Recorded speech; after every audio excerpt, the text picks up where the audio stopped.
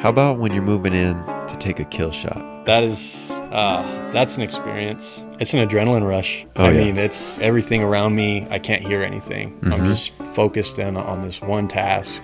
It can be overwhelming, all this preparation that we did, and now it's finally coming to a head. I gotta execute right now. I look to the left, and there she is, broadside staring at me. Buck fever hit him hard, bro, right off the bat.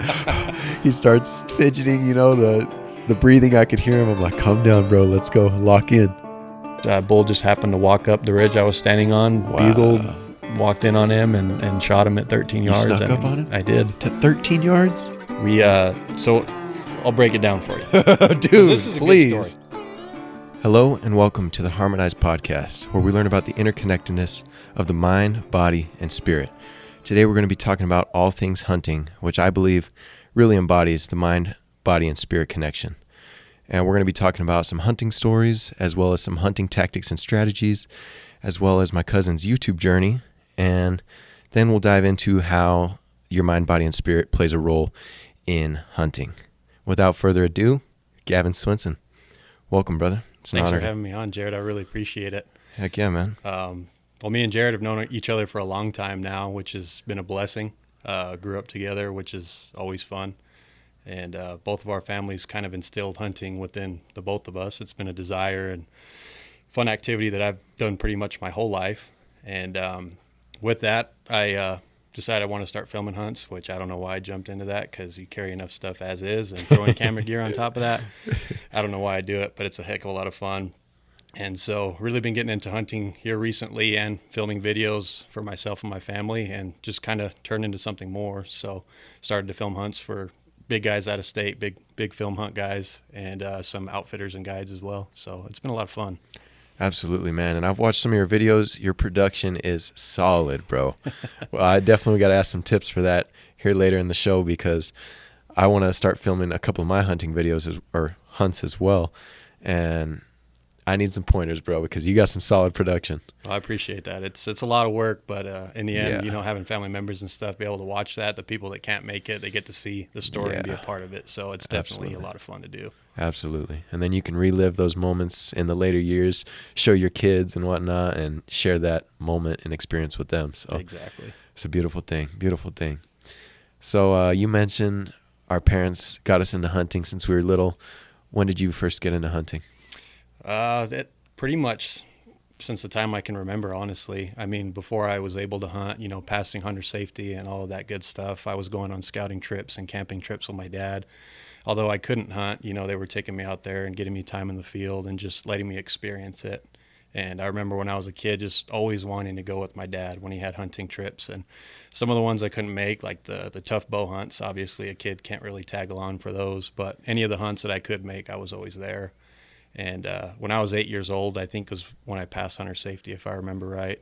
And from that day, I was hunting every year pretty much. And it got busy, getting into high school, you get big into sports, so you don't really have time to hunt like you want to. And so kind of stayed focused on that, wanted to play college football. And so my hunting life kind of transitioned into sports, and that was my main focus. And then did 2 years of college football, decided that really wasn't for me. And so I had this huge hole in my life. And so I decided that, well, I'm going to get back into hunting and see how that goes. And luckily, I started drawing tags pretty often and found my desire to hunt and be out in the woods again. So it's been a long journey, but pretty much been a part of my entire life. That's awesome, man. And dude, it's one of the most fulfilling things. If you guys haven't hunted before, it's unexplainable, the feeling you get when you have a successful hunt and harvest an animal, dude. It's experience of its own. It is. It gets really emotional, to be honest with you. The work that you put into it, the preparation, the time. Now as you're older, you're spending time away from your family, from your job. You're doing everything you can to enjoy your time out there. And I like to say, whether you harvest something or not, you're always blessed to be in that part of the country. It's beautiful. Most of these places are untouched by anybody. And getting to experience those places is just phenomenal.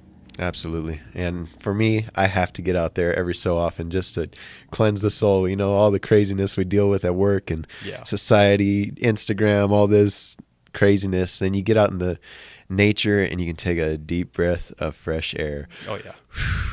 It's just so relaxing being out there. You can't beat it. Yeah, absolutely.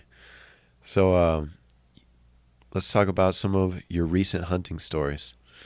You had some successful hunts last season? We did. We had a pretty good season last year. I was extremely blessed. One of the hunts that I wanted to do for a long time was pronghorn. Growing up as a kid, seeing them run on the side of the road, I mean, they're just a really majestic animal. And I'd been putting it in since I was first able to apply, which is 8 years old. And I mean, I'm 26 years old now, and it took me that long to draw that tag. It was kind of my dream hunt, to be honest with you. And so when I drew that tag, it was archery. I knew it was going to be a big challenge. And Archery. so every day I was shooting my bow after work, trying to find time, just getting the best that I could be.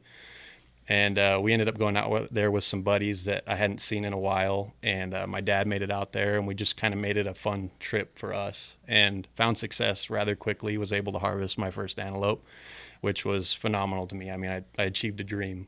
And so that was one of the big hunts that we had last year. And another one was my elk hunt, of course. We traversed into the backcountry of the Gila in the wilderness. It was the first designated wilderness in the United States. I mean, this is some beautiful country, has so much history behind it. And I'd drawn this tag in the past and just couldn't find success, and hunted my butt off for 12 to 14 days, could never find success. And the year after that, my dad and my uncle drew it. So we went back in there, couldn't find success, hardly could ever find elk. And so over time, it just sort of became a desire to find success out there. I didn't want to hunt any other unit. That was the only place I wanted to go. I wanted to prove to myself and everybody else that I could do it. And so my buddy and I put in for it again. We buckled down last year, drew the tag, and decided, we're gonna take this serious. We're gonna hunt this as hard as we can. It was kind of a do or die situation. We'd been working out all year long, shooting our bows, spending time on Onyx, e-scouting, researching, doing what we could.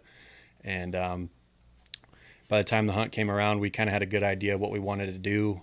We wanted to set our camp in where we could find some water and then hunt around that area where we'd seen some bulls. So we hiked in there, got about 6 miles in, filtered some water, and then realized that we were surrounded by elk. I mean, we had a couple bulls on camera 500 yards from camp.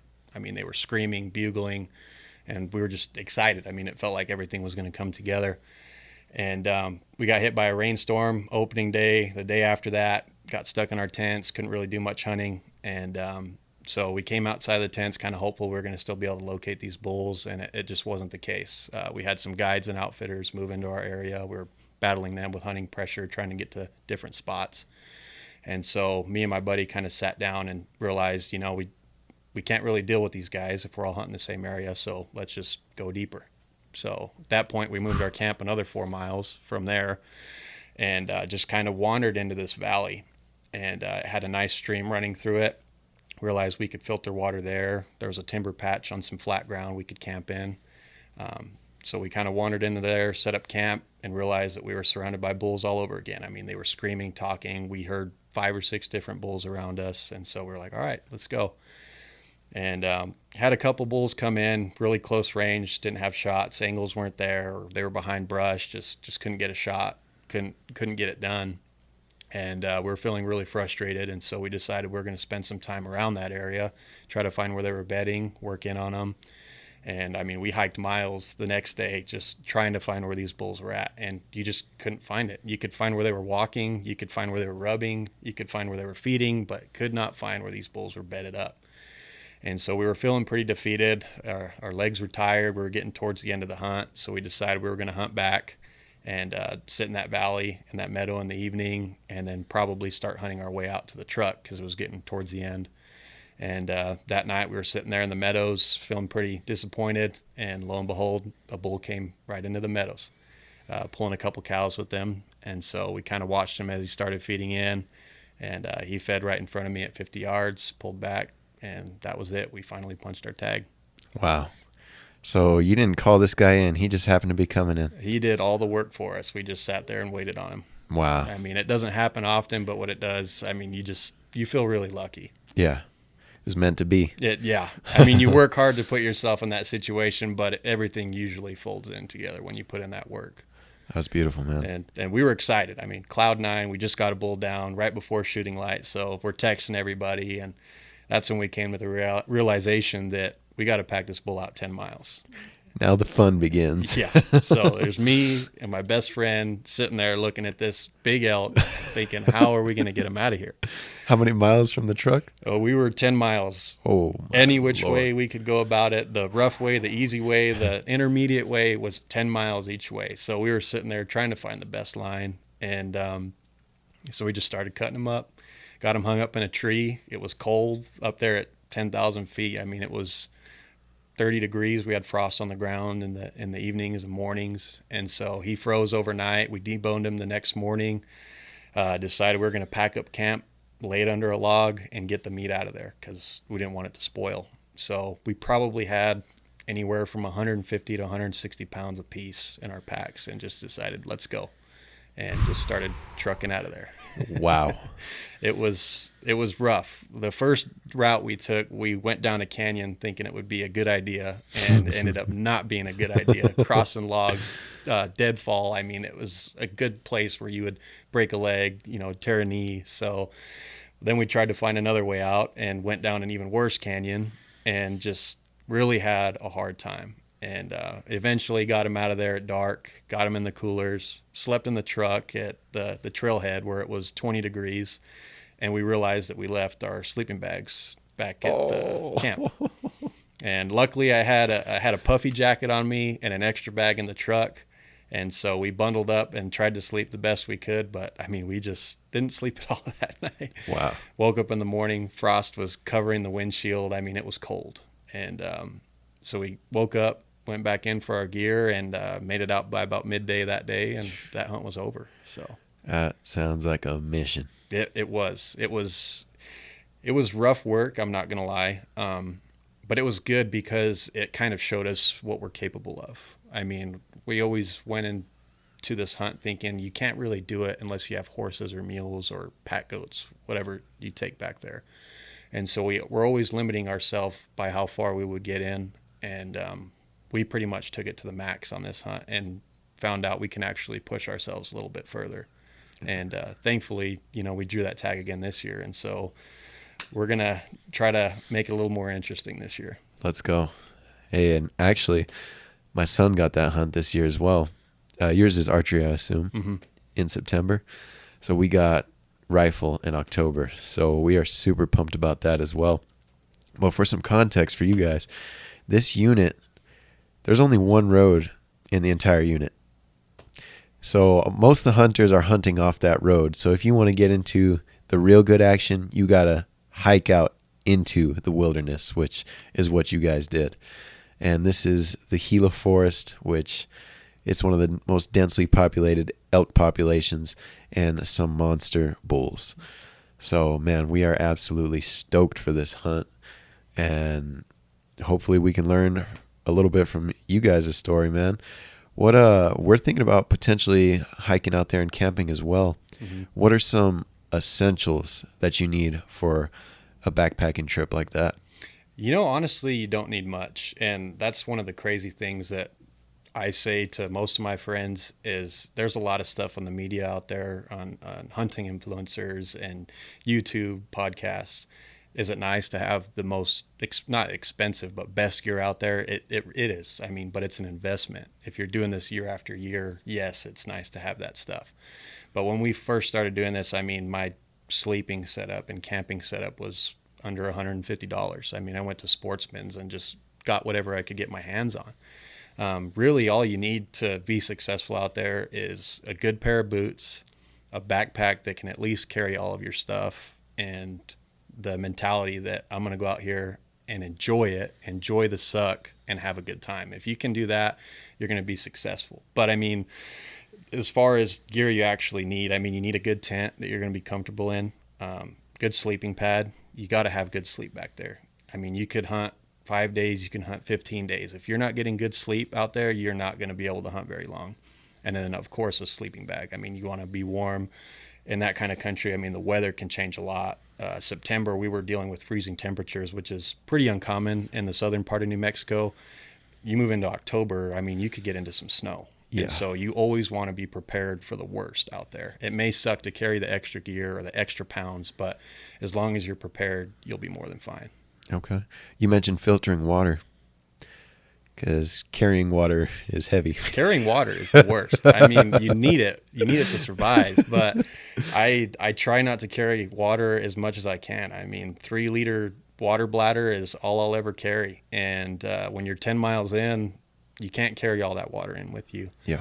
Thankfully, the Gila is a place where there's plenty of streams, creeks, rivers. I mean, the Gila River runs right through there, and that's some of the best tasting water I've ever had in my life. But dealing with things like Giardia, you got bacteria and viruses in these water that could ruin an entire trip for you and put you in the hospital. Filtering water's been something we've gotten pretty comfortable with. It's pretty scary at first, to be honest with you. I mean, you don't know what's going to happen. But there's great equipment out there for doing it. It makes it super easy. I mean, What do you use? Catadine is one of the brands that I recommend. They have an assortment of stuff you can use. I mean, from UV filters that you just swirl around in a bottle to gravity filters that hang from a tree, or even squeeze filters. And we use a little bit of everything. When we're out hiking, we use a little 1-liter squeeze filter, just fill it up with water, squeeze it into a bottle, and you have water there. When we're sitting around camp, fill up a big gravity filter that can fill up 2 to 3 bladders for you without having to do any work. And then if you get into some really nasty water situations, if you're filtering from a tank or somewhere where the animal's been drinking in a stream that the water's just murky, you can filter it and then run that UV filter just to make sure that that water is going to be clean and you're not going to get harmed by it. Gotcha. So you pack in some essentials, of course, and then from there you try to filter as much as you can while keeping your supply full. Yep.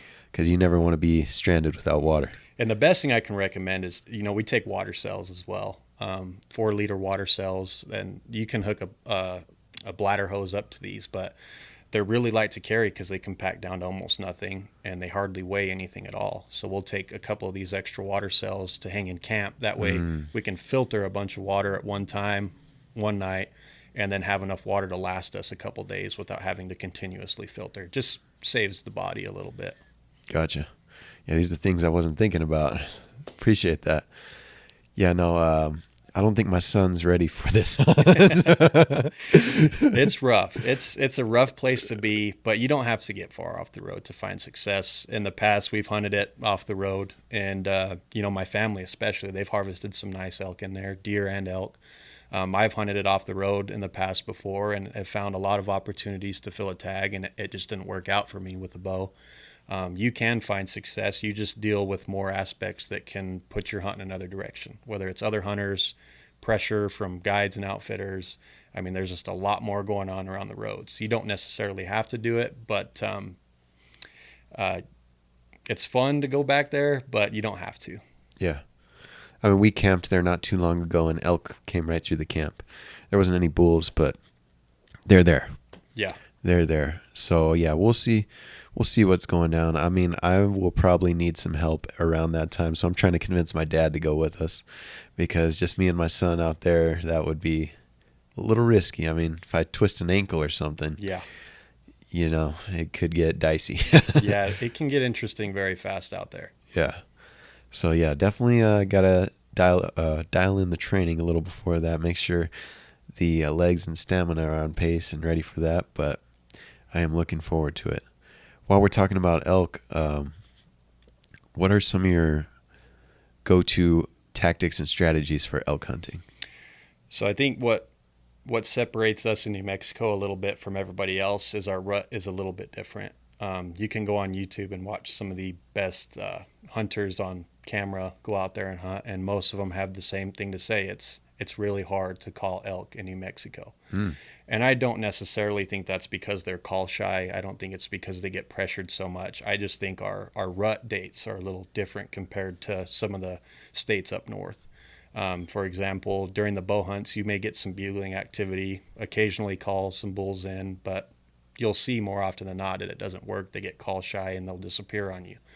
But you start hunting into October and you really get into the rut, and these bulls you can call them in one after the other. And so I think our dates are just a little bit different.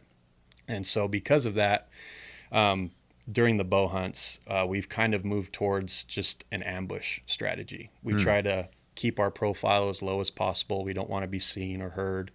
If we do call, it's in the middle of the night when the bulls really aren't going to be expecting, they can't see or really know where it's coming from. So you have a little bit of clarity there. We just let them do the talking. And when we hear a bull, we may not be able to size him up because he's in thick timber, but we're going to go in there, investigate, and get within bow range and make the decision there whether we want him or not. If he's one we don't want, we move on to the next bull. And since we've kind of started doing that, our success rate's gone up significantly. And we've done this into some of the muzzleloader hunts during the peak rut as well. I mean, just letting the bulls do the work for us, sneaking in there without being undetected. It's just given us a lot of opportunity. Gotcha. Rather than calling them in. Yeah. I'm not the best caller by any means. I try. Neither. I've probably called in 4 or 5 bulls in my lifetime, and it's taken a lot of work, but more often than not, it doesn't. And so trying to eliminate as many things I can't control as possible, that's what I try to do. Yeah, same here. I mean, I haven't been hunting with bow as long as you, I assume, but only about like 5 or 6 years, and I've only had one elk hunt with archery. So in the past, all of our elk hunts, we never called them in to us. We had to outflank them, cut them off, or get in a position where they're passing near us. So, I did tell my dad, I was like, hey, we're here bow hunting deer, which is so hard. Yes. So hard. And I was telling him, we should try hunting elk because we can call them in to us and we don't have to sneak up on them because, dude, it is so hard to sneak up on a deer. If you can sneak up on a deer, you can sneak up on an elk. Okay. I mean, the biggest thing with bow hunting, which I'm sure you've learned, is just wind. Yeah. Wind is the biggest key when you're bow hunting. Yeah. If you control your wind and play the wind, more often than not, you're going to find success. And so when you're calling an elk. Did you just say control your wind? Yeah, control your wind. Control your wind. How do you do that, brother? It's hard. You get in a calling scenario, anything can change. The wind can switch. Yeah. I mean, it could be blowing in your face the whole time, and a minute later it's blowing right at them. And so we've learned that happens a lot. Mm-hmm. And so if you have a bull bugling, you can take the time to assess your wind, what it's doing, get into optimal wind, and then move in for the kill. Elk use their nose for everything. That's what they detect off of. Their eyesight's probably their second best, and then their ears are their third best. They're going to rely on their nose more than anything else. Same thing with deer. Antelope are a little different, of course, but deer and elk are going to rely on their nose. So if you can succeed by controlling the wind as much as you can, you're going to find success. And one thing I've learned with that is I used to spend the money on scent control and dousing myself in that stuff. And one day I realized, like, I'm out here hiking my butt off. I'm sweating all over the place. I don't think this stuff is really going to work. And so stopped using that, just played the wind, and it was working every time. I mean, I was able to get in really close without being detected. Okay, because I've been using that stuff too, the deodorant, the shampoo, the laundry detergent, and the spray, just because I've got so many variables against me here. I got to do whatever I can to mitigate this risk. But interesting. So you don't use any of that? None. It's been probably 3 years since I've used it. Wow. And I've still been able to find success. I mean, going back to deer hunting, I've only drawn one hunt in the past couple of years, but I was able to take a coos deer with my bow specifically by playing wind. I mean, and that's one of the hardest animals that you can take with a bow. And elk, we've had elk within 10 yards on multiple occasions. They don't know we're there. They can't see us. They can't hear us. And because we're playing the wind right, I mean, we could smell terrible from hiking in 10 miles to set up base camp. They still don't know we're there because our wind's favorable for us. Yeah, it's blowing your scent away. Mm-hmm. For someone that may not know, can you break down what it means to play the wind? So when you're out hunting, wind is occasionally blowing, and depending on where you're at, it's blowing all the time, especially down here in southern New Mexico. I mean, hunting deer with a bow in January, you're playing the wind every day. Mm-hmm. And so animals are typically going into the wind. So the wind's blowing in their face, and they do that for a reason. They can smell everything that's in front of them without seeing them. Animals have an extremely great sense of smell compared to humans, and so that is their main detection on predators. And so to eliminate being caught by animals, you want to play the wind by not letting the wind blow your scent right in that animal's face. And so instead of going head on an animal where the wind's at, you can come from a side angle to avoid wind blowing your scent at them, or you can come in with the wind in your face. That way the scent of the deer is technically blowing in your location. And so that's pretty much how I can describe playing wind. There's a whole lot more that we can go on to, tangents with thermals and everything else, but that, to put it simply, that's pretty much it. Gotcha. Yeah, man, that with bow hunting, I tell people it's 100 times harder than rifle. It is 100 times harder. It ain't 10 times harder. It's 100. I mean, rifle, you can be accurate up to 500 yards, and that could be an easy shot if you're an active shooter. Mm-hmm. Bow, for me, I need to be like 50, 60 to be confident, and still 60 is like, it's starting to push it. Yeah, no, it is. So, man, it is a whole nother level. And when you're getting in that close, scent is a much larger factor. Sound is a factor. Sight is a factor. Times 100. Like, so, man, but it has given me this deeper love and appreciation for hunting, because that extra challenge makes it so much more gratifying when you actually do have a successful hunt. Like, you got in that close, you snuck up on an animal and landed a successful shot with a bow. And man, there's no feeling like it. There's not. I mean, it's going back to our roots. Back in the day, they hunted with bow and arrow, and I think it gives you sort of a primal feeling. Absolutely. I mean, you're taking an animal in the most natural way possible. I mean, we do have fancy compound bows nowadays. This People is true. shoot a lot farther than they could in the past, but still getting that close to these animals and beating them at their own game is what makes bow hunting as much fun as it is. Yeah. So is that all you do now? Pretty much, yeah. I mean, as hard as it is to draw tags these days, I specifically put in for archery just because I have a higher chance. I would love to rifle hunt. I would love to hunt elk with a rifle every year or deer with a rifle every year, but I'm just not going to get those opportunities. And so bow hunting has become a big passion of mine, not only hunting, but shooting competitions as well. And just being able to draw tags consistently is what's made it such a big part of my life. Yeah, I just got into shooting the competitions this year. Did my first one there at Caballo Lake. That was fun, dude. They're a blast. I like that a lot. I mean, whether you like hunting or not, just shooting your bow at these competitions is so much fun. Yeah. It felt like golf, but with the bow. That's what it is. There's indoor leagues. So at High Desert Outfitters here in Las Cruces, there's an indoor archery league. And it lasts for, I want to say, 8 to 10 weeks. And so they have a course at 20 yards, and it's paper targets. And so you just shoot at the paper target, you get a score, and then at the end of the season, whoever has the highest score wins a belt buckle. Gotcha. And so when you're not hunting during the week, I think they have it at like 6 o'clock in the afternoon. You can go there, sling some arrows, and try to win a belt buckle. So give you that competitive drive and some pressure and practice, a lot of practice. True. Yeah, definitely want to dive a little more into that and get some more practice there, because, like I said, it's fun and you're getting the reps and simulating a hunt. Yeah. So we've broken it down before on the show, but can you talk someone through what the drawing process is like and drawing a tag? Oh, yeah. So New Mexico is one of the better states for applying because we are a lottery system. And what that means is technically everyone has an equal chance of drawing a tag. So there's no points. If you apply for a tag, you have just as good a chance as anybody else. And so us being one of those states, you always have an opportunity to hunt. And so draw opens typically in January. There's 7 or 8 species, big game species, I think you can apply for. So do your research, see what you want to hunt, look at your units, what you want to hunt, and then draw results usually come out in April. And you get 3 choices. So applying for elk, you get to pick 3 units, 3 different weapons that you want to use. And your first choice is what they call first, second choice second, third choice third. If they pull your name and the first choice is full, then they'll move on to the next one.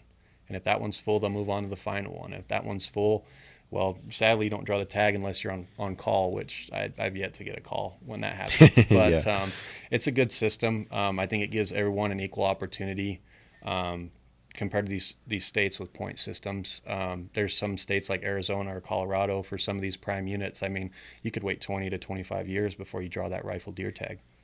And I've heard of people in New Mexico, waiting 5 to 10 years for that rifle elk tag, but at least they have an opportunity that they could draw it every single year instead of drawing it once every 20 years and having to either hunt that only once or wait 20 years to go hunt it again. So Yeah. it's a pretty good system. I hope that they don't change to the point system. I'm not a big fan of it, especially for like bighorn sheep and ibex and oryx, which is an awesome species that we have here. If we were to go to a point system, I mean, there's a lot of people that wouldn't be able to draw anymore. I mean, you're talking about hunting this maybe once in your life, and if not at all. Whereas right now, everyone has a chance to go have a good hunt. Yeah. So you mentioned you switched from rifle to bow to increase your odds. Mm-hmm. Can you talk about that? Yeah. So, for example, one of my favorite units to hunt, which is the wilderness, they have bow hunts, they have rifle hunts. I don't think they have muzzleloader hunts, but the rifle hunt, for example, if you look at the draw odds, which you take everyone that's applied and turn that into a percentage based off the amount of tags, the rifle hunt is like a 2 to 5% draw odd for a resident, whereas the bow hunt is like 20 to 30%. And so I'm going to take 20 to 30% and have a lot harder time trying to harvest an elk versus maybe drawing that hunt every 10 to 15 years. Absolutely. And that's why we shifted into it as well. And another part is these bow hunts are during the rut, Mm-hmm. which is a lot cooler because when I was a kid, I remember hunting deer, and you're lucky if you spot one buck. Yeah. Like on these rifle hunts, these bucks aren't out and about. They're up on top of a mountain hiding under a tree. So during the bow hunt, it's in the rut and the buck are out chasing the does, so you see a lot more action. It is way harder to get up and to take a shot, but at least you're seeing deer, and that makes it fun. Yeah, no, I mean, that's the best thing about hunting the rut. Deer, elk, I mean, deer, they're running everywhere chasing does. Elk, they're talking. So you're hearing bugles left and right everywhere. And I mean, it's probably the coolest sound that you can ever hear as a hunter. I mean, people talk about it everywhere. Yeah. I mean, hearing a bull bugle is just phenomenal. Makes the hair stand up on your neck. Oh, it does. When you have one bugle at 15 yards and it makes your chest vibrate, I mean, we're talking about a completely different feeling. Yeah. Yeah. And so, yeah, the bow hunts are typically the best hunts. They try to set it up that way because it's the hardest way to take an animal. But, I mean, nowadays you have muzzleloader hunts at the beginning of October, or some youth rifle hunts where the peak rut switches over into the October hunts. And so you're with a youth hunter with a rifle and you're calling in bulls because they're still rutting, and you got a youth hunter with a rifle. I mean, it's like shooting fish in a barrel. And so you get lucky some years where that rut kind of extends for a little bit and you get some of that rut activity. But I mean, if you want to really enjoy a hunt, bow hunting's the way to go. Dude, heck yeah. We're praying for that this year for my son's hunt. Let's hope that rut carries over. So we'll see. But yeah, man. What's your favorite animal to hunt?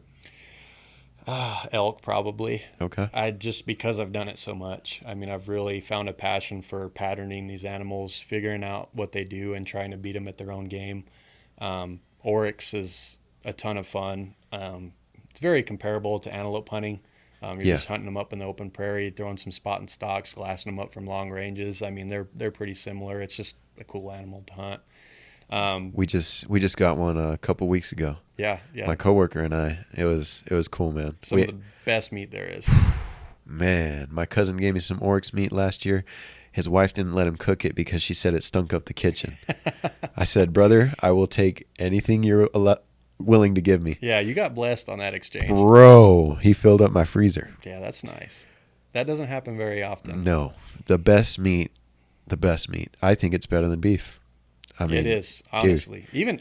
Honestly, oryx is better than beef. I think elk is better than beef. That's true. Yeah, if I had to rank them, I would go deer, beef. Beef and elk are pretty close for me because I do like that fatty flavor from a beef. But oryx, man. It's just so clean. Supreme. It is. But yeah, I mean, going back to what you said, elk's probably my favorite. There was a hunt I did 2 years ago. I got to film an Ibex hunt. And it's always been a dream of mine to hunt them. And, filming these hunts has been a blessing to get to do some hunts that I haven't been able to draw. And so, we were able to harvest a nanny Ibex, and the experience was totally phenomenal. Whoa. And kind of started falling in love with the climbing rocks in places where you can die aspect of hunting. And so we have two billy hunts this year that I'm going to get to film. And so Okay. I'm going to kind of fill this out. I think it could be my next favorite thing, just Really? hunting in that extreme country. It's really challenging. It beats down the body, and it's just a really demanding but fun hunt. Yeah, my cousin Darren and Derek, they had an Ibex hunt 2 or 3 years ago, and it was like snowing, dude. And they're up on these rocks with slippery snow. They said it was sketchy. It is. I mean, everywhere you step, there's cactus, and then on top of that, if you're trying to climb up vertical at all, it's like shale, loose rock. So every step you take, you're losing half a step just to climb this mountain, and you have to do it every day until you harvest one. Because sleeping up on top, I mean, you're in mountain lion country. I mean, you could roll off a cliff. I mean, there's hardly any caves, and if they are, they're probably inhabited by something else you don't want to be around. And so you're just climbing up that mountain every day, and the conditions are always terrible, always. Yeah, they said they only saw one, and it was like at 30 yards, and it did like this Call of Duty corner peek. Leaned around the rock, saw him, and he was gone. They're fun to watch. I mean, they get out of scenarios like you wouldn't believe. You could say, I have him cornered, he's not going anywhere, and they're climbing straight up a straight cliff. Yeah. You're never going to see him again. That's a crazy animal. Crazy hunt for New Mexico. It One is. of our exotics. We're blessed to have it. Yeah. So you mentioned elk was one of your favorites because you've studied these animals and you've learned their patterns. What are some of these patterns that you've discovered by studying them? So like with elk, for example, I haven't spent a lot of time on the rifle hunts post-rut, but like during the elk hunts with archery, when we're spending time up there scouting, setting up cameras. I mean, midsummer, they're spending time in summer ranges where they have feed available. They're putting on new antlers, so they need to have feed and water to produce good growth. And so as we're moving through the summer months, trying to follow these elk as they're moving from summer ranges down to, the fall and winter ranges, they kind of start migrating. And so trying to find these different ranges that they're moving through, that could be them being at 10,000 feet and moving down into 6,000 feet where the feed's going to change as it gets colder. And just trying to find these transition points that line up when you're hunting and studying them, when the rut's going to start and when are they going to move into that transition range, and finding bedding areas. Where are they going to want to bed down? What's the most pristine location where this elk is going to feel safe, where he's going to bed down and be comfortable, where he can see? And then take it a step further. If these elk get pressured, where's the next secluded bedding area? Where are they going to feel safe after they get pressured? What area can we look into if we're not finding bulls that have been pressured? And so just playing their game and trying to learn with them where they're going to be moving, and pretty much just thinking like an elk is what I've been trying to master. Man. Yeah, I've seen that on some of the hunting channels as well, talking about how to think like an elk. And man, I never considered it that way, but that's what you got to do to get within bow range. It is. How do you think like an elk? Thinking like an elk, if I'm going into a bow hunt, I want to find cows. If we're getting into the rut, early rut, big bulls are typically still by themselves. They've just broken up from their bachelor groups of bulls that they spend all their summertime together with. So they're starting to break off on their own, develop some rubs, develop kind of their territories that they want to be in. And I've noticed that these big bulls don't usually gather up cows right away. And more often than not, you'll see some of the smaller bulls, spikes or raghorns, start to gather up these cows. And so when I'm looking for elk, I'm looking for cows, because it's only a matter of time that those big bulls are going to come out and decide, well, cows are in heat. I need to get in there and make my move. And so if you can find the cows on an elk hunt, like a bull's going to want to do, sooner or later that bull's going to be in there and you're going to get an opportunity. Gotcha. Right on. So, what all hunts you got this year? So we drew the wilderness elk hunt again, me and my best friend. So we'll be doing that. We also drew an archery deer hunt in September, which I've been applying for a September deer hunt for years now. I've been really wanting to get a velvet buck.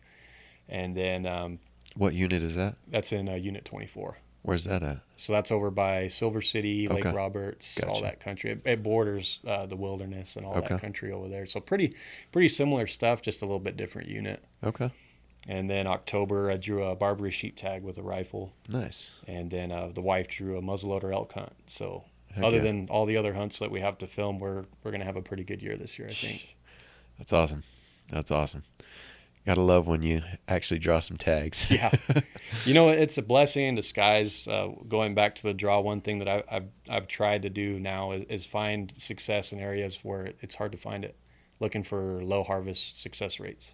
And drawing those tags because they're easier to draw, and knowing that it's going to be a diamond in the rough to find a good animal to harvest, but spending that time out there and finding it and making a play. I mean, it sucks because you're spending a lot more time out there versus a prime unit where you're going to have a lot of fun, but it allows us to draw more tags, spend more time in the field, and learn a little bit more about hunting.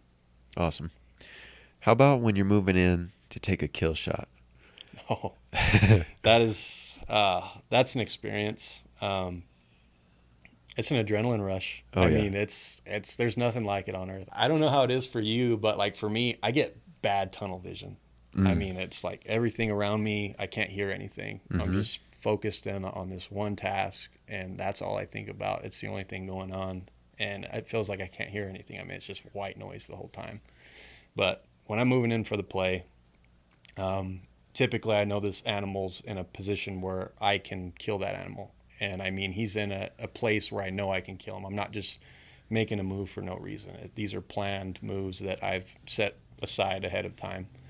And so when everything kind of falls into place and it's time to make that play, I start sneaking in, checking wind as I'm moving in on that animal, keeping eyes on him the best that I can using binoculars or just looking with my eyes and just taking my time to be quiet. I think a lot of people make the mistake sometimes of being too fast or even too slow, to be honest with you. I mean, deer, you have to be very methodical. Don't kick rocks. Don't knock over branches on bushes. You know, you got to be really quiet. But elk, for example, they're used to loud noises. So if Because it's a herd. Exactly. So if you're moving in, kicking rocks, breaking branches, they think it's just another elk. And so don't be frightful that that's going to happen. Move in fast, get into a position because it's only going to last. That window's only going to last so long. I mean, and getting into position, take your time, especially if you're archery hunting, you know, get the range if you can. Make sure your sight's dialed to where you need to be. Breathe, draw back, make sure you have the shot, and then take it. Breathe. Yeah, I feel like so often you get that buck fever and you start hyperventilating and it throws you off. I mean, you're shaking like crazy. You kind of lose control of your emotions there for a little bit, and it's just good to take a second and just take a deep breath, realize that, you know, you're here already. Nothing's going to go wrong. Just take your time and take advantage of it. This is the moment that you prepared for. All this hard work building up to this 5-10 second window. Yeah. If you're lucky. And that's it. The job's done. Yeah. And that's why I say the pressure, man, because it can get up to you. It can be overwhelming, all this preparation that we did, and now it's finally coming to a head. I gotta execute right now. And man, I saw it with my coworker on the Oryx hunt. It's his first hunt ever, and that dirty dog drew an Oryx hunt on his first try. So that's exciting. That was awesome. And dude, we got out there first day, we didn't see a sign. No tracks, no droppings, no spotting, nothing. So second day, we started moving in a different area. Again, dry. And then finally, at the end of the day, second day, we saw some tracks. And out there, it's sandy, so you can really see those tracks good. Right. So we ended up following them, and we found this spot where they were crossing under the fence onto the missile range. This was an off-range Oryx hunt, by the way. And right there at that fence, there was droppings everywhere. So it seemed like that's where they wait and pass through single file, so they're all waiting there, droppings all over the place. So we're like, okay, we found some sign. Let's check this spot out.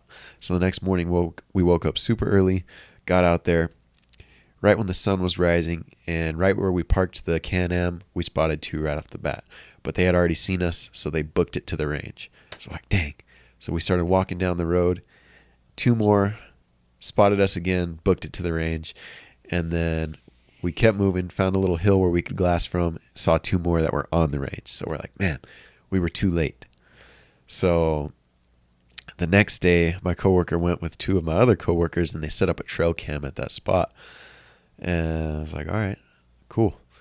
Next morning, we're like, we're going to get there earlier. We're going to catch them before they move up to the range. So we're like, all right, let's get there super early. We woke up at like 3:45. We were there an hour before the sun came up. We got to that little hill where we could glass so we could see both sides. We're going to catch them before they cross this fence. Nothing. Absolutely nothing. So we took the trail cam back and checked out the footage. There was some monsters, bro. Oh, monsters. We're like, all right, we got to go back. We got to go back. So I was like, man, guys, I got to go to Carlsbad Caverns tomorrow. They're like, come on, let's just go in the morning. If we don't see anything, we'll come back to work by 9. I was like, all right, let's go.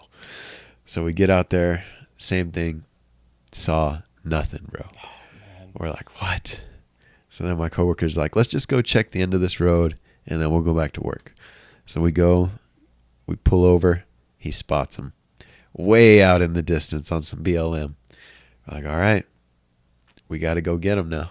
Of course, it was a super hot day, but we left one of my coworkers up there with some binoculars. He was going to scout us in because this terrain for Oryx, there's sand dunes everywhere, and these sand dunes are 10, 15 feet high. There could be an Oryx 20 yards away on the other side of the sand dune. You never know. Well, not only that, but that country looks completely flat from a raised position, and you start walking it, and there's dips and drainages everywhere, and you kind of lose your way a little bit. Absolutely. So, yeah, everything looks the same because it's all sand dunes. So my buddy's talking us in. We're moving in, and we lost visual of them right away. So I'm just like, hey, buddy, can you see us? He's like, yeah. He's about 300 yards. We had some mountains that we were using as landmarks. He's like 300 yards from these mountains. I was like, okay. We're still moving in. I'm like, okay, guys. It was me and two other coworkers. One was going to take the shot. I was like, we can't see. We're going to walk right on top of this guy. So be ready. It could happen any moment, and we need to be sneaking from here on out. So about 300 yards, we're stuck, like sneaking, bro. Crouching, light footsteps. And sure enough, we're coming around this sand dune. I was looking the wrong direction, and my coworker's like, there he is. I snapped to the left. Monster, bro. Pops up, and right away books it behind a sand dune. Like 2-second window. He knew what he was doing. If he would have ran to the right, we would have had a shot, but he looped right behind the sand dune. Couldn't see him. So I was like, man, he had his tripod set up on his gun. I'm like, bro, take the tripod off. You got to be ready for a freehand shot. Yeah. Like, because this is going to be so quick. So we get to his tracks. He was about 30 yards away. Wow. So yeah, we walked right on top of him.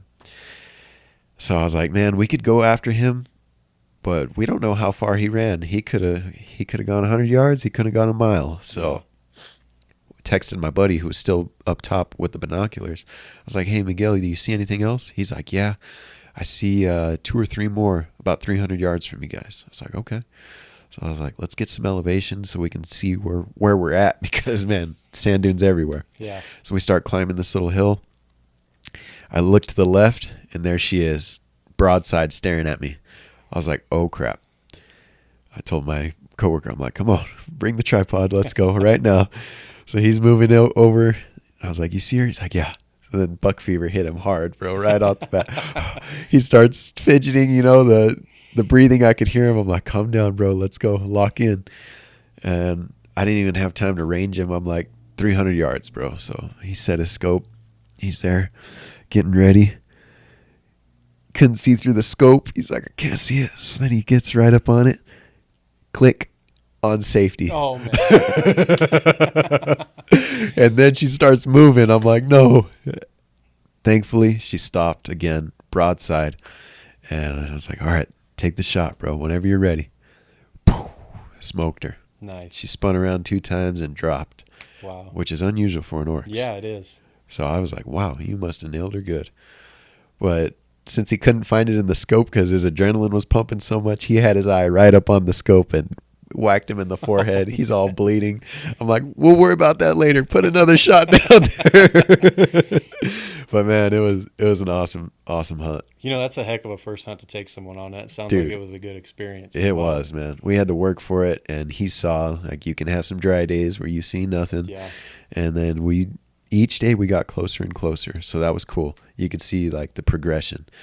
And then finally we made it in and got the kill. So that was great. And then again, the fun begins. Yeah, it does. It was about 90, 100 degrees out there packing out an Oryx. The sand. In the sand. Loaded down in the sand. That is a completely different story. Oh, yeah. It was a mission. But very worth it. Awesome experience for me and the coworkers. An introduction to hunting for someone else. So that is very cool for me because I'm so passionate about hunting, and if I can provide this experience for someone else or help them move through with it and have a successful hunt, man, it's very fulfilling. And has he been talking to you asking, hey, when are we going to go hunting again? Yeah. Exactly. That's usually what it turns into most of the time, absolutely. Which is awesome for them. Absolutely. I mean, the other coworker, I took him on his first deer hunt last year, so he's been all pumped this whole year, and he got an elk hunt this year. Oh, man. He got elk and deer, so he is stoked. So, man, they don't know what they're getting themselves into, but they're going to have fun doing it. Oh, yeah. That's awesome. Yeah, when we got up to that Oryx, I was like, yep, now we got to field dress him. He's like, oh, boy. He knew it was coming, but he didn't know. Like, you got to get in there. And it was a rough first field dressing experience. It is. Did you let him do some of the work? I made him do it all. Oh, there you go. Even better. I was like, bro, this is part of it. So you gotta get in there. They learn right then and there. That's why you make good shots, because when you don't, field dressing gets a heck of a lot worse. Yeah, absolutely. So yeah, that was the first hunt of this year. So started off with a bang. We're looking forward to the next. We got my elk hunt coming up in September, archery. My coworkers is in October, but that's the same weekend as my son, so I'm not going to be able to go with him on that. But the other two coworkers, they're going to accompany him. So good. We got some missions in place. Nice. Yeah. So you mentioned YouTube. You wanted to get into that just because you wanted to haul around some extra weight, right? Yeah, sadly, that's exactly why I do it. Just felt like I was climbing mountains too fast and needed to weigh myself down a little bit. So getting out of football in college, like I said, needed to find something to do. Well, I hadn't ever drawn an archery tag, always wanted to do it. Never hunted elk in my life. And the first tag that I drew was archery elk. So it's like, okay, don't know anything about bow hunting. Don't know anything about elk. Never even had seen one with antlers. And I'd seen cow elk, but I'd never seen a bull elk and didn't know how big they were. And so I started doing my research, figuring out what I was going to do, prepped, broke college student, was buying used gear, borrowed a bow from my uncle, just doing everything I could to piece this together. And so hunt finally came around, and I was supposed to hunt with my cousin. We both drew the same tag, but he had a wedding to go to in Ohio. So here I am, college student, first time hunting elk, first time bow hunting, and I'm by myself. Dad and uncle dropped me off where I needed to be, and hunted 10 days, the first 10 days of the hunt by myself. So wow, out here in elk country all alone, trying to just figure it out. Whoa. Didn't know how to call, trying to figure that out, you know. This was 16B? No, this was Unit 15. 15. Yeah. Where's that at? That's over by Reserve, New Mexico. Okay. I think your dad drew that tag a couple of years ago. He did. Yeah. So in that country. Yeah.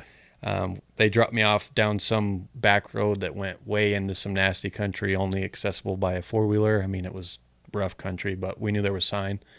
And so I was sitting back in there with a tent and a side-by-side, and they left me with a disco to cook my own food in a cooler. Mm-hmm. And I started hunting, was having some cool experiences. I was seeing bears at really close range. I didn't get my bear tag because I wanted to focus on elk, but I was videoing bears at 20 yards and saw the biggest mule deer of my life. I mean, 200-inch mule deer at 30 yards. Didn't have a tag. I was just like, wow, this is awesome. This is cool. I'm videoing all this stuff, and my wife and I were we just started dating at the time, and so I was kind of filming talking to the camera, just telling her what I was doing, like, oh, this is an elk rub, and oh, these are elk tracks, and oh, this is a shed that I found from an elk, and oh, here's my tent that I'm staying in, and I started losing my mind about day 5 or 6 and really started like talking to myself because I was seeing all of this cool stuff and I had no one to share it to because I didn't have service and there was no one around me.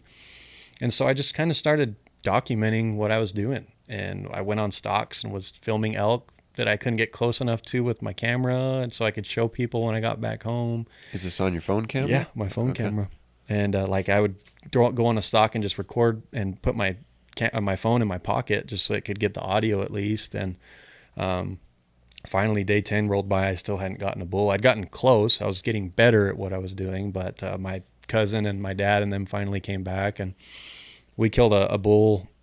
We filled bull tags a couple days later on the second to last day and the last day. We were able to get one. And you got one your first hunt? I did. Wow. It was all by luck, pretty much. Bull just happened to walk up the ridge I was standing on, bugled, walked in on him, and shot him at 13 yards. You snuck up on him? I did. To 13 yards?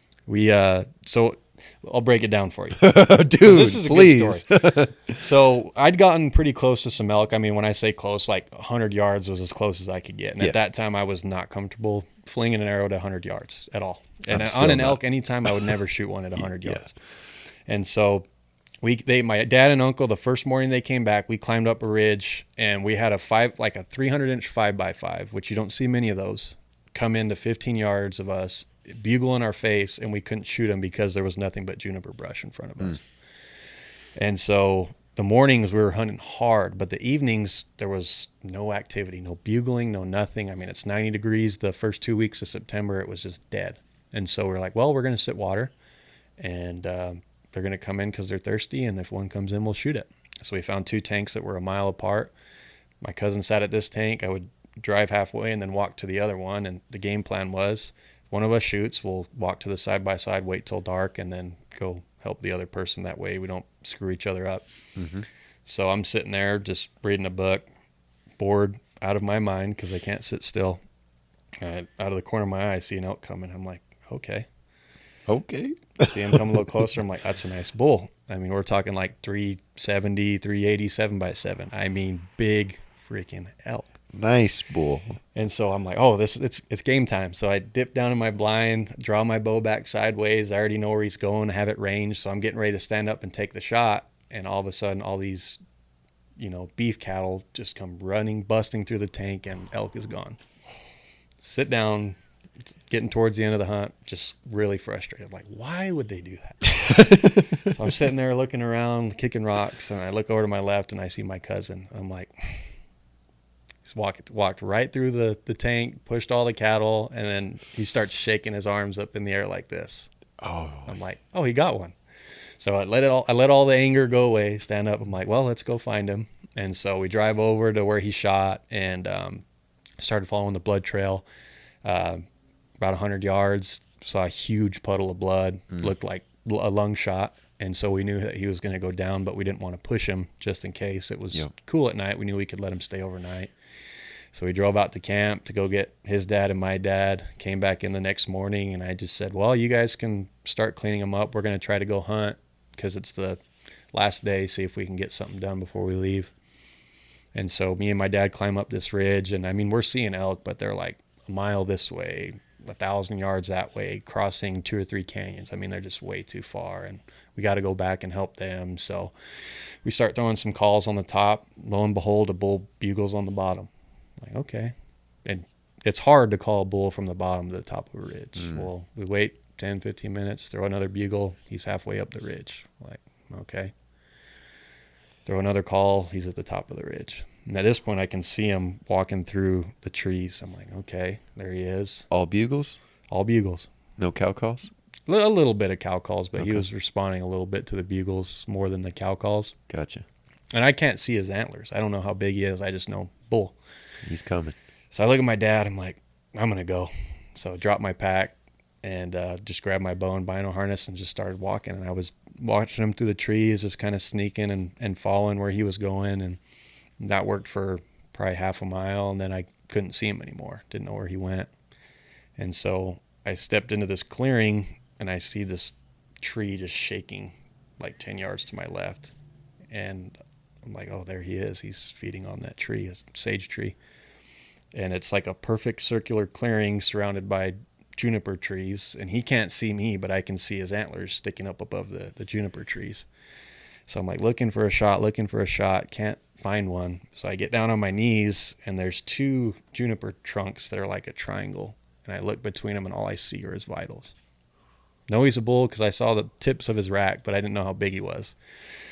And I go to range him and it says 13 yards. I'm like, it's like paper testing my bow. My closest pin's 30, but I mean, he's close enough where I can make this work. And so I drew my bow back, let an arrow off, and I mean, he wobbled a little bit and just boom, went down there in his tracks and threaded the needle. First elk, first bow hunt. I Wow. mean, just a crazy experience. That's insane.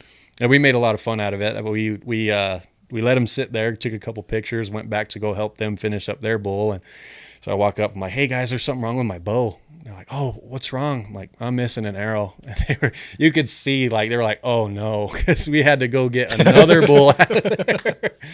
But I mean, thankfully his was only about, a quarter mile off the road. And then mine, we had to just climb up over a ridge. It wasn't terrible, but I just captured so much content on that hunt without even realizing it. I mean, bears, deer, talking to myself.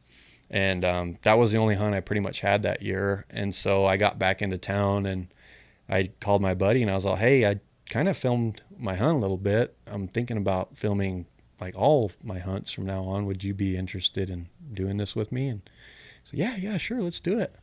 We don't know anything about camera equipment. I mean, I've never worked a camera in my life. I've never edited anything in my life. So we started filming with our phones at first, just capturing what we could. Some of our first YouTube videos are with phones. Mm-hmm. I mean, phone cameras. Yeah. And realized that sucked. I mean, it looked terrible. And so went through a couple of hunts doing that, and then bought GoPros, a little bit of an upgrade, and then realized you can't really zoom in your footage with a GoPro. We're missing a lot of stuff. And so finally we bit the bullet and got some really nice production cameras and pretty much filmed our hunts, some friends, family. And then the past 2 or 3 years, we've actually had people reach out like, hey, can you film my hunt? Hey, like, we'd be interested in having you film our hunt. And last year we had a guy from Tricer. He makes tripods out in California. And he hit us up and we got hired for our first hired film hunt for one of the big hunt guys. Heck yeah. And it's opened so many doors. I mean, going on podcasts, talking to people like him, the Go Hunt guys, if you know those guys, I'm in a group chat with some of them talking about filming hunts. I mean, it's some of these experiences that I can't do either A, because I don't have time, or B, I mean, some of these hunts are just unattainable, whether it's points or how much it costs to go do it. I could have an opportunity to go do that now. And although I may not be feeling the tag, I'll get to go experience it. Absolutely. And that's what it's turned into. I mean, I love hunting. I love being the guy behind the trigger, but ever since I started picking up the camera, filming my brothers, my friends, just sitting there watching them behind the camera, seeing their emotions go through them, watching the animal and the camera as it starts moving in and we know we're going to harvest it, and then seeing their excitement and joy afterwards. I mean, it's phenomenal. Capturing that moment. Yeah. I mean, our cousin Wyatt, he had a deer hunt 2 years ago, and he's in a wheelchair. He had a terrible accident that left him paralyzed from the waist down. And so he had the opportunity to go hunt deer. And so we went out there to go film that. And he made a phenomenal shot. He shot a deer at 400 yards out of a wheelchair. I mean, unheard of. It's ridiculous. The deer was not standing still. It was moving. Oh my 400 yards. Dropped him in 2 shots. He missed the first one. But we got back to camp and I was like, hey, I got your shot on the iPad. Like, do you want to watch it? And he's like, yeah, I want to watch it. And I swear he stayed up till like 3 or 4 in the morning just watching that over and over and over again. I could hear it, and he was sleeping in the bunk below me. I could just hear pew, shot going off, and then a little bit later, pew, shot going off again. I mean, it's just things like that make it so enjoyable for me. Is just people get to relive those experiences. It's awesome. Heck yeah. So what was your first big boy camera when you upgraded? I started with a Sony A6400. Okay. and it was a good camera. I really liked it, but we took it into the wilderness hunting archery elk and found out pretty quick that it's not really weather resistant. The camera body was fogging up, taking in moisture, and it made it out okay, thankfully. And so we realized we needed something a little bit better. And so we're running Sony A7 IIIs now. Okay. With a couple different lenses, just trying to work with what we have. It's kind of hard to spend money on camera gear when you're hunting at the same time. It's like two different budgets. Yeah. So we try not to spend too much on camera gear because we only have a couple hired hunt films a year. And then, of course, we need hunting gear to go along with making those films and Absolutely. being able to hunt ourselves. So Cameras are not cheap. no, they're not. And neither are the lenses. They're I've busted even up worse. 2 of them on hunting trips already, and it's heartbreaking each time you do it. Oh, dropping them? We run a chest mount, mounts to your backpack strap. It's like a little quick release. And I was climbing up a mountain filming the Tricer guy on his hunt, took a bad spill, just landed right on my camera lens and gave it a good little ding, cracked the tip of the lens a bit. Another time, barbary sheep hunting, set up the camera on a tripod. Here comes a gust of wind as we're taking kill shot pictures, and boom, falls right on the lens. So what's your go-to lens? The Sony 24 to 240 is 240. Mm-hmm. It's Wow. does everything. I mean, your close shots when you're filming a lot of vlogging sessions, and then you have that 240 that you can really reach out there and film things from afar. That is epic. And it's a pretty budget friendly lens. I mean, Really? I think you can buy a used one that's in pretty good shape for $400 or $500. Really? And some of the biggest guys out there, Chris B, he does a lot of hunt films, sponsored by Matthews. He does some of his own stuff as well, but that's his go-to lens. I am very intrigued. Right now, my best zoom is 70. Yeah. So 240, 240. that's more than double. Yeah. I'm definitely going to look into that. That's more than triple. Yeah. I mean, we've filmed animals out to 1,000 yards with that lens, and Wow. they show up on screen. I mean, looking pretty good. I mean, you get a little bit of haziness and pixelation there, but for the most part, it's actually usable for doing videos. Okay, man, that is good to know. I Yeah. need to look into that. I've also been wanting to get a zoom lens for photography. Yeah. Because some of those shots, when you get really zoomed, you can really get in there and get some good stuff. But yeah. Okay, so you only have one camera? We have 2 of those Sony A7 IIIs, Okay. and then a couple different lenses. We still have a couple GoPros, and we'll use those in our phones for kind of secondary angles, like put it on the shooter when he's shooting, or film whoever's with them, just trying to capture other angles. So we just kind of mix and match those in when we can. Gotcha. I'm thinking about filming a couple of my hunts this year. So you got any tips for that? Yeah, my biggest thing, and I think it's hard to get used to, film everything. All of it. Scenery, birds, deer, bears, whatever you're hunting, just film whatever you can. Scenic shots. Your son, if he's sitting down having a snack, film it. If he's taking a nap, film it.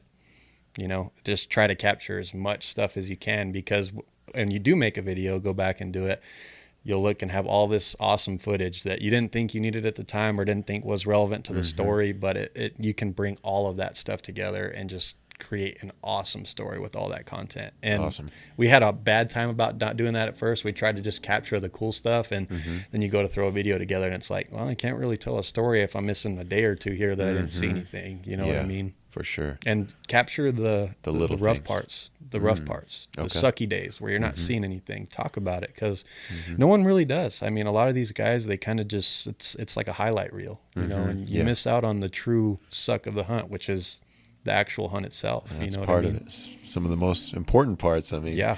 if there's no suck, then the payoff isn't as good. Yeah, exactly. And like Great. little things, extra batteries, of course, a good mic. You're hunting in the wind. You're hunting in nasty weather. Rode makes a great mic that you can carry out there that isn't too out of the way. Of course, having good lenses.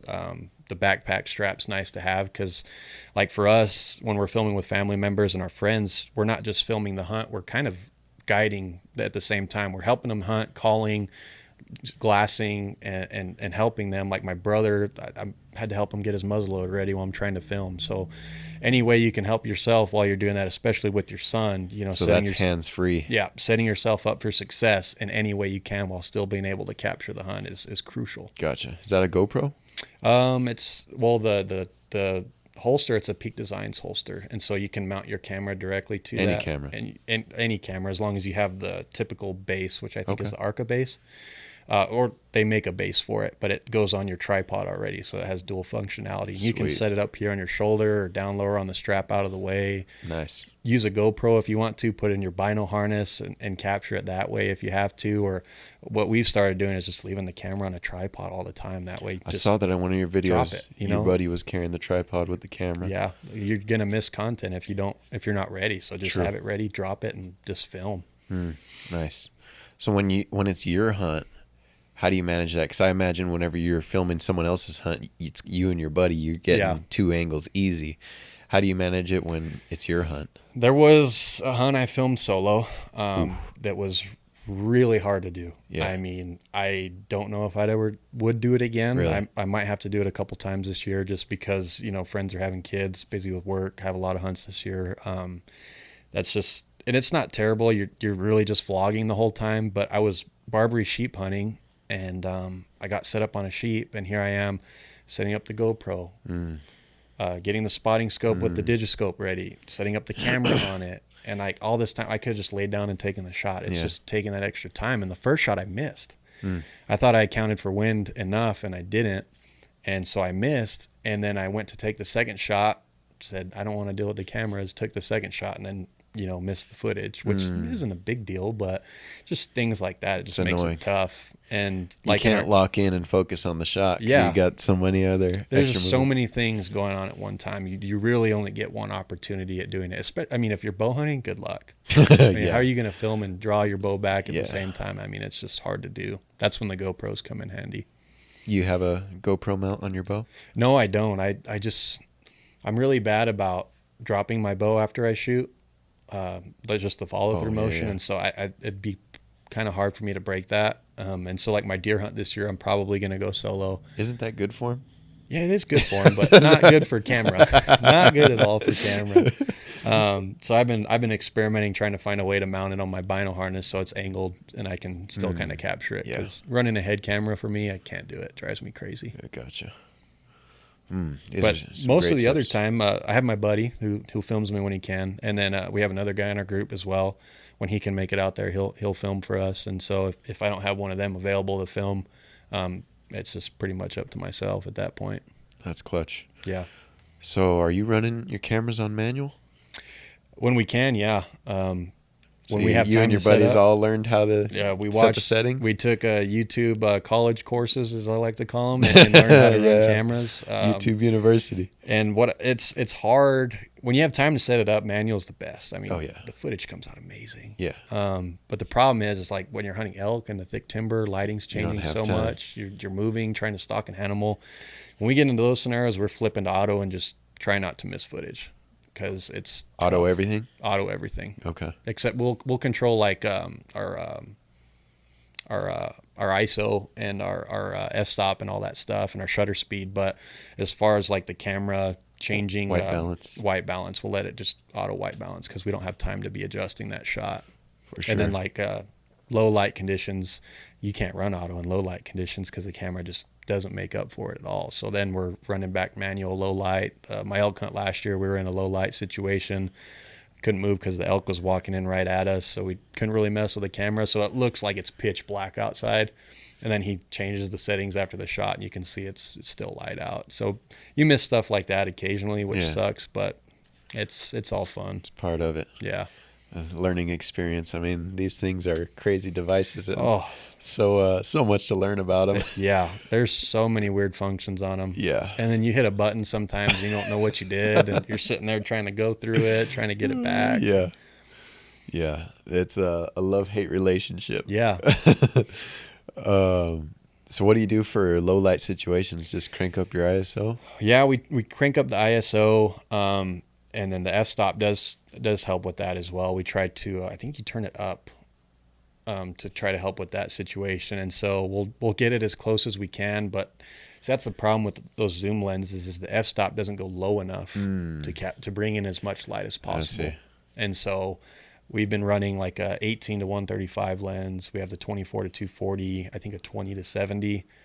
This year we're starting to get some POV lenses, like a 30 millimeter 1.8 f-stop lens. So that way when you're running it at night or early in the morning, it really brings in all that light, so it looks like really crisp footage instead of that grainy, fuzzy, dark footage that you typically see.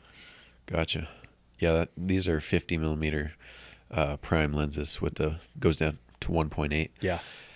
And yeah, they are crispy, but you don't have that versatility with the zoom. So that's the downer there. And like with these two, I don't know if these ones do it, but like our camera has a digital built-in zoom. So even if you were running like a fixed 50 or 30, you still have a little bit of that digital zoom you can use. It's only going to take you so far. Yeah. And so like trying to be more versatile, running that 24 to 240 and a 30 millimeter, where when we're vlogging, throw on the 30, like really capture some cool shots, B-roll, really good cinematic stuff for the videos. And then when we really get down to the nitty gritty, throw the 24 to 240 and let's go to work, you know? Do you have two of those? Of the 24 to 2, no, we only have one. Okay. Yeah. Gotcha. So what's your number 2 right behind that guy? The 18 to 135. Okay. It's a really lightweight lens. It doesn't have as much zoom, but like for archery hunts, it's perfect for that. Gotcha. I mean, you're not trying to zoom in really far like on a rifle hunt. True. So everything, it'll capture all that stuff, and it's half the size of the 24 to 240. How big is that 24 240? That's probably about yay big. Okay. I mean, it's a significantly bulky sized lens, and it's heavy. It is so heavy. And then like we have cages over the cameras, so if we drop them, it saves the camera. And those cameras have to weigh like 7 pounds. Yeah. And you got that lugging on your backpack strap all day. Hey, as if hunting wasn't hard enough. Exactly. An extra tripod, 8 batteries. I mean, it's a lot of stuff.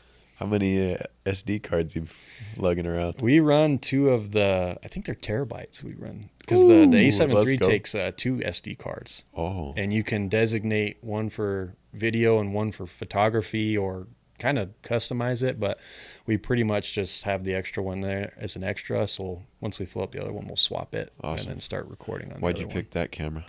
A lot of reviews. Okay. Good reviews. I think it's 5 to 10 years old. I'm not quite sure how old the camera is, but I didn't want to spend the money on like a little bit higher end camera because, again, we're trying to profit as much as we can. And I mean, it looked like an easy enough camera to use, very user friendly.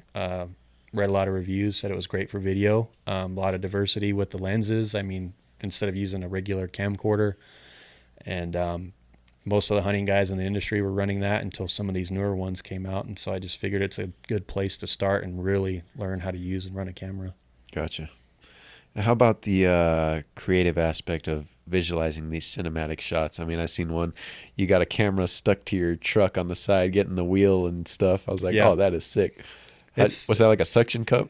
I was holding it with my hand. Really? Just out the window. Nice. We have the wrist straps, thankfully, but just kind of holding it out there, getting the shot. Yeah, that was a sick shot. It's a lot of it we take from other videos. Okay. That's typically all I watch from about now till December. Gotcha. Watching YouTube videos on hunts. Who's your go-tos? Go Hunt. Go Hunt. Stone Glacier stuff is awesome. Okay.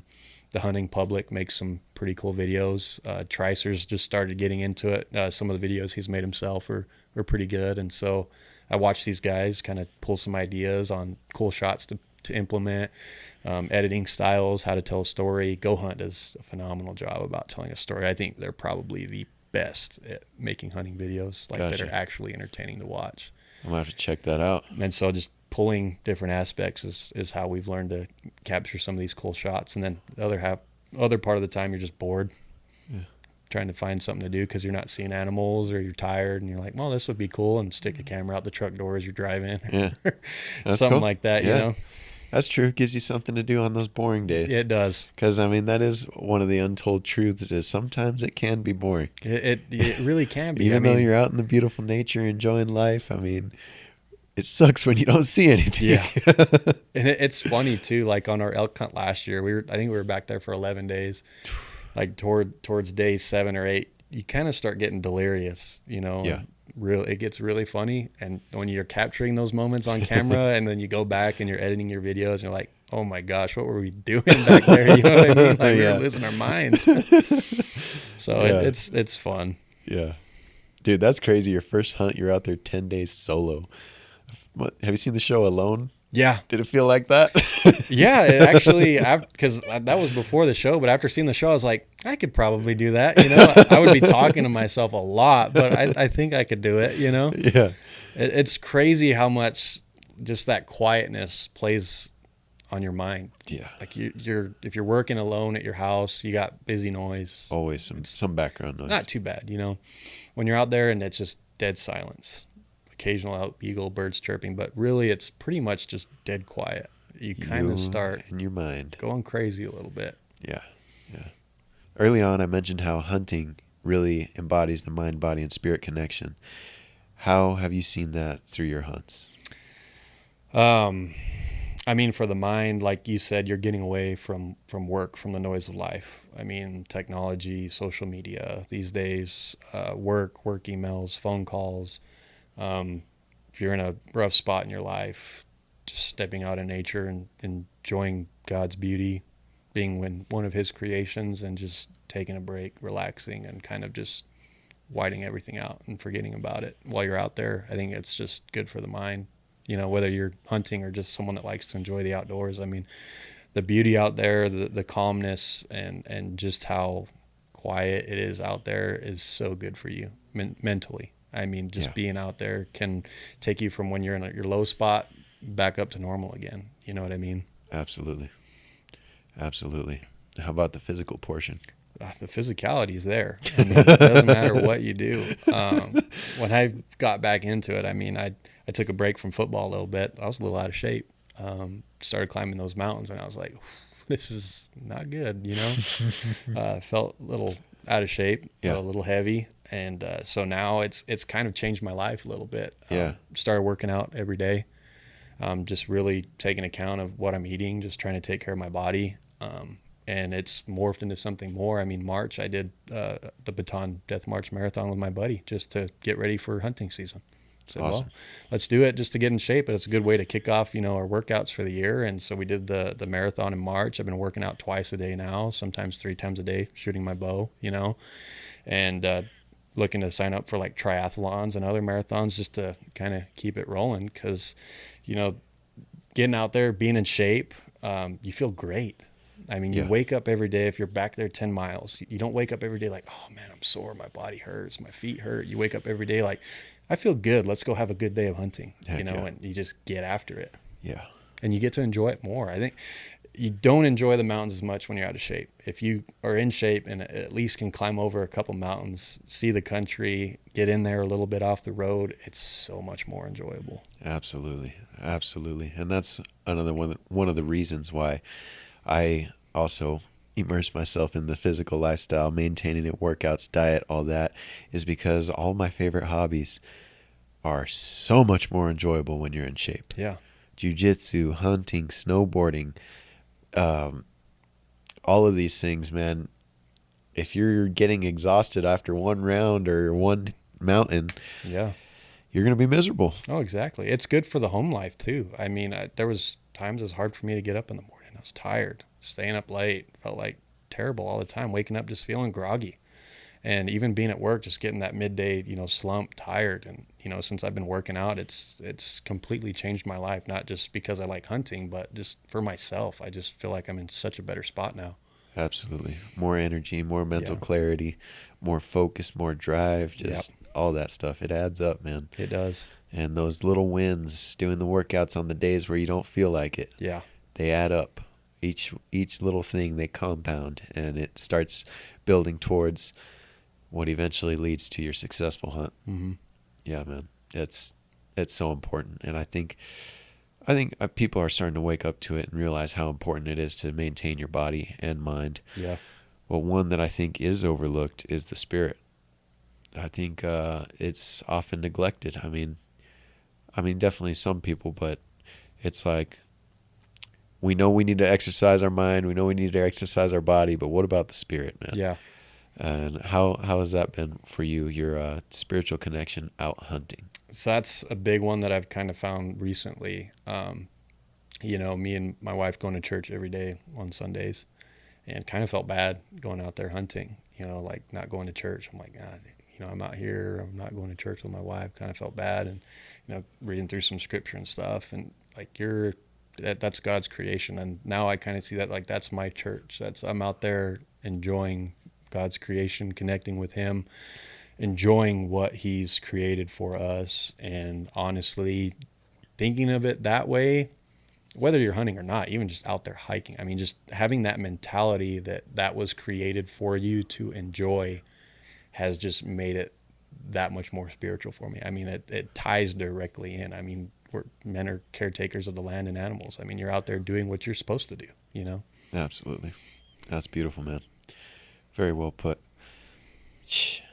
Yeah, there's something about it too. I mean, whenever you do harvest an animal, you feel it, bro. Yeah. You feel it. And it's like we said several times, like it's unexplainable unless you experience it yourself. But the gratitude just so overwhelming. Like, thank you, Lord, for this animal, especially now that I'm eating animals. Yeah. Growing up, I didn't, like I'd eat the jerky and the back straps occasionally. Right.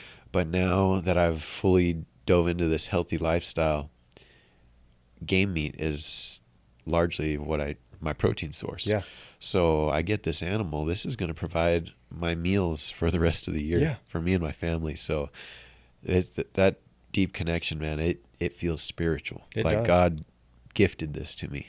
It's enough to like there's been some hunts that have gone that I've had so much fun or had such a hard time or just had a really good time with my buddies. Like I've broken down and shed a tear just out of excitement and pure happiness. It's just that much of a connection and love for it that it's overwhelming. Yeah, absolutely, man. And like going back to what you said, feeding your family for a year, my wife and I, thankfully I got her into eating game meat. It took a little bit of practice, but we haven't. You had to cook it just right. Yeah, we haven't bought store-bought beef in probably 4 or 5 years. Yeah, I mean the occasional ribeye steak, of course, because you can't kill that. Oh yeah, in the mountains. But definitely, I have my steaks.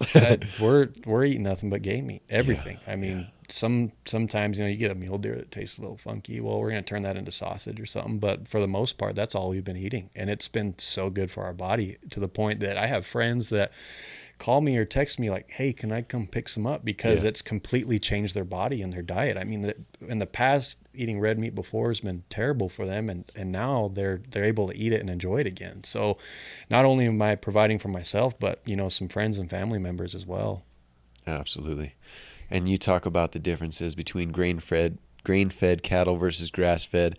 I think grain-fed cattle is much better than fast food and all that other garbage. Yeah. But there's no doubt that grass-fed has some higher benefits and less of these other harmful chemicals and stuff that's in there. And deer or wild game, that's the cleanest meat on earth. Yeah. Well, I mean, you buy something from the store, you really don't know. The label's there, but you really don't know what it's gone through, whose hands have touched it, where it's came from, how long it's been in storage. Yep.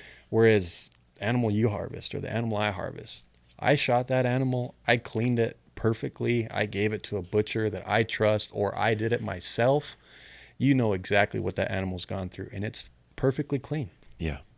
And that, going from out in the mountains, harvesting it yourself, going through all the work of bringing it back to your butcher, and then having it on your dinner table, that is just another level of gratitude, man. Oh yeah, you worked so hard for that, and it tastes better. Yeah, and when your family loves it, they know how hard and you work for it and appreciate it even that much more. I mean, it's the best feeling. I mean, the harvest is awesome, but sitting down with your family and eating the animal that you worked for, that's probably the best part, in my opinion. Man, yeah, totally. Man, this has been a great episode so far. If you guys got some value from this podcast, don't forget to smash that like and subscribe button. But I got a few closing questions, and we'll wrap this thing up. Number one, where can people find you? So we have many forms of social media, Facebook, Instagram. We had a TikTok. We still have one, but we don't really use it just because it's They Not very shut fun. down the hunting stuff. Oh Huh? yeah, but it's just Gila Monster Outdoors is our hunting page. If you want to follow any of us individually for questions, you can find me at Gaven Swinson. My buddy's Nick Lowry, and then my other buddy's Cody Herrera. We're always open to answer questions, whether it's about filming stuff or hunting questions. And then YouTube is also the same, Gila Monster Outdoors. Awesome. We'll include links to all that in the description down below. Do you read any books? I try to. Most of my books are hunting articles, but Okay. I think that still counts. If you had to pick top 3 favorite books or 1 or 2? As far as like good mental books, I don't really read that much. I do read a little bit of fantasy, especially being out there in the mountains. Magician's Apprentice is an awesome book to read when you're sitting in a hunting blind. All right. The Lord of the Rings books, Ooh. very adventurous and great for the mind when you're out there. I mean, love just the Lord of the Rings. Absolute phenomenal book. And other than that, that's probably all I really read when I'm out there, to be honest with you. Right on. If you could go back and give 18-year-old Gavin some advice, what would you tell him?